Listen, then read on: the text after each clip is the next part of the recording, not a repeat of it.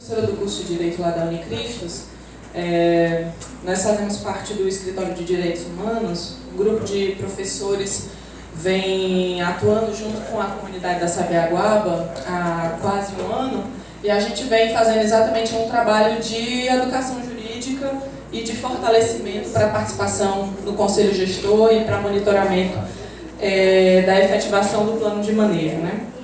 E desde que começou essa discussão, a gente vem tentando pensar essas alternativas, inclusive diante dessa proposta que o governo anunciou, né, desde a última reunião.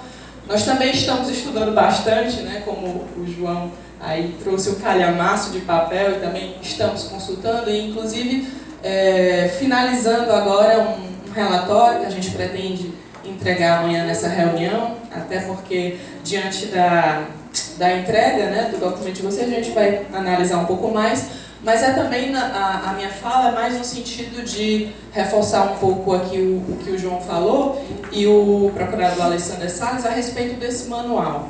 Porque me pareceu, né, lendo esse manual, primeiro eu achei confuso, né, foi até bom que o procurador esclareceu um pouco como é o procedimento, como o MPF tem entendido isso. Mas, no geral, me pareceu bastante complicado, porque a legislação toda, né, a jurisprudência, enfim, algo realmente consolidado no sentido de compreender que áreas de proteção integral não caberia, de fato, essa ocupação, enfim, habitação e propriedades privadas no geral. Que aí, lembrando a fala aqui do Torres de Mello, não lembro o primeiro nome, mas claro, eu lembro do sobrenome, Henrique, né? É diferente, Henrique. Não se trata de direito de propriedade quando a gente está tratando de comunidade tradicional. O contrário, nós estamos falando de pessoas que habitam sem nenhum tipo de segurança na posse.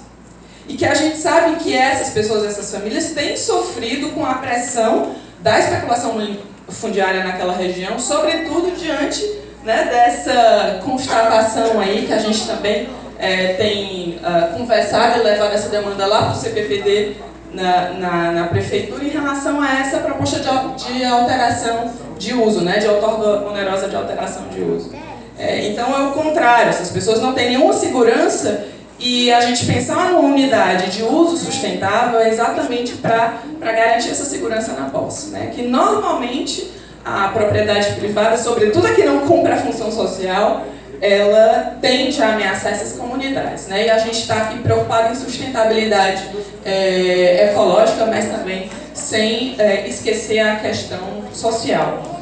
Então, voltando aqui para o manual do MPF, eu lembro também que em alguma passagem aqui do manual, fala inclusive de compreender que parques criados em região, né, em áreas onde há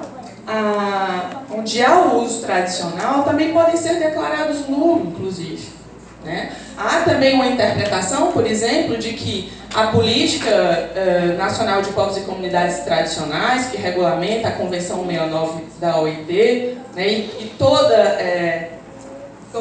essa previsão a respeito dos direitos da comunidade tradicional, inclusive teria um caráter supralegal, e que o próprio sistema do SNUC teria que ser interpretado a partir dessas diretrizes da política e povos, né, no sentido de conciliar. Então aí a gente tem uma série de decorrências desse entendimento, que é, por exemplo, garantir à comunidade tradicional o direito de consulta prévia.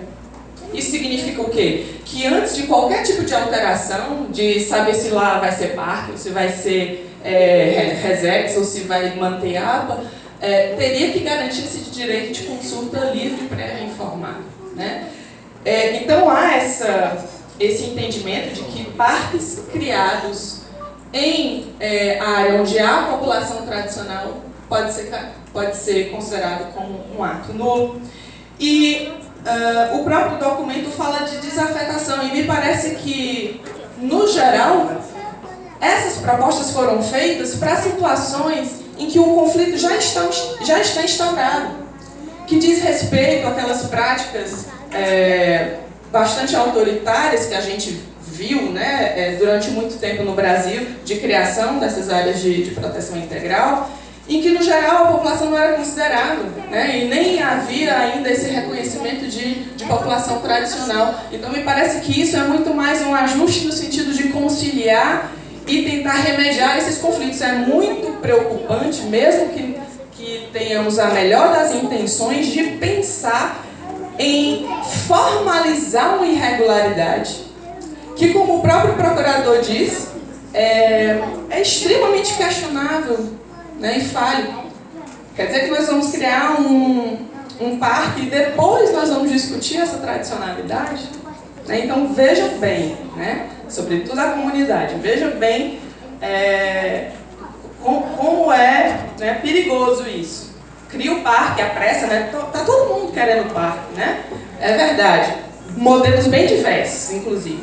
Mas é muito preocupante, porque aqui a gente não tem, né, de acordo com a própria fala do procurador, não temos nenhuma segurança de que esse termo ele vá, de fato, garantir a permanência. E aí discutir depois de criado o parque, de fato consolidado, aí de fato não há mais o que fazer. Então me parece que essas alternativas é no sentido de tentar reverter ou minimizar esse quadro de conflitos nessas regiões onde os parques já estão criados, né? Aqui nós estamos discutindo a criação. Então, como foi dito também, é confuso esse documento, porque na medida em que ele traz alguns exemplos em nota de rodapé, você vai ver o exemplo como na página 26, não é a 26, na 20, ele fala de um caso, aí diz que, ao final, sobreposição de áreas de comunidade remanescente de quilombos de unidade de conservação de proteção integral, análise técnica de peças de ACP proposta pelo MPF, possibilidade de compatibilização de interesse mediante a criação de RDS. Ou seja, a saída foi a reclassificação, e a reclassificação foi para tirar a comunidade tradicional de uma área de parque e criar uma unidade de proteção, unidade de uso sustentável, um RDS. Então vamos pensar nessas alternativas antes de criar o problema e a irregularidade, né? Acho que é muito problemático o Estado estar propondo isso, né, assim, previamente. Bom, é isso. Obrigada.